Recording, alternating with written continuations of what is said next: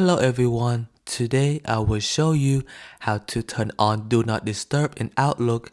If you find this useful, then please leave a like and subscribe. So first you want to click on Outlook